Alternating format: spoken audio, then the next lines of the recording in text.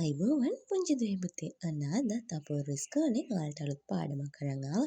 එහෙනම් වැඩි කතාවක් නැතුව අපි පාඩම් පැත්තට දුවගෙන යමුද? එහෙනම් ගිහින් බලමුකෝ අපි මොකද්ද කියලා අද පාඩම. අදත් ඔන්න අපි රචනා මාතෘකාව ගැන තමයි කතා කරන්න ලෑස්තිනේ. අද අපි ගීතයක් අහලම රචනා මාතෘකාව තෝරගනිමුකෝ.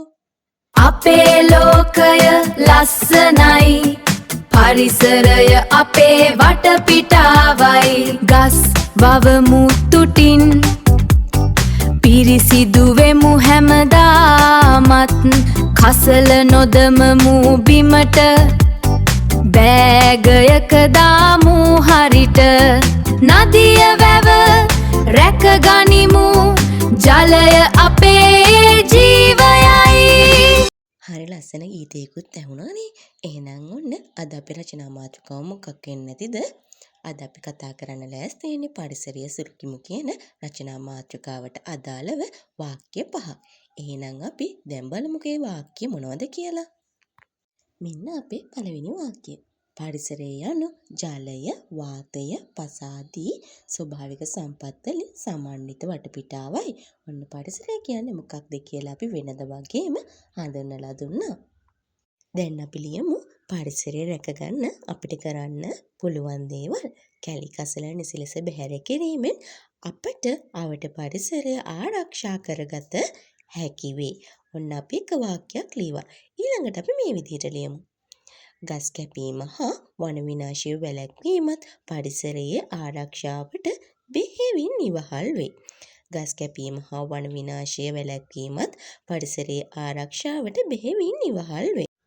ඊළඟට අපි මෙහෙම ලියමුකෝ. සියලු ජීවීන්ගේ පැවැත්ම උදෙසා පරිසරය රැක ගැනීමට අපි උත්සාහවන්ත වෙමු. සියලු ජීවීන්ගේ පැවැත්ම උදෙසා පරිසරය රැක ගැනීමට අපි උත්සාහවන්ත වෙමු. අවසානයේ අපි ලියනවා මෙන්න මේ වගේ වාක්‍යයක්.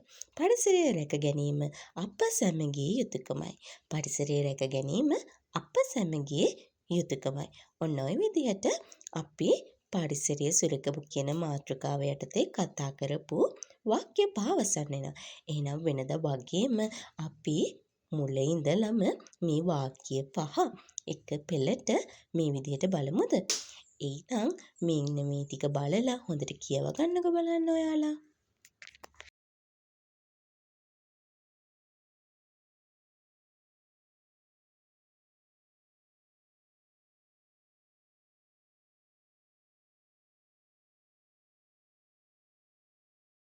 එහෙනම් ඔන්න පුංචි ඔයාලා පරිසරය සුරකමු කියන මාතෘකාවට අදාළ වාක්‍ය 5 කියවගෙන ඉවරයි.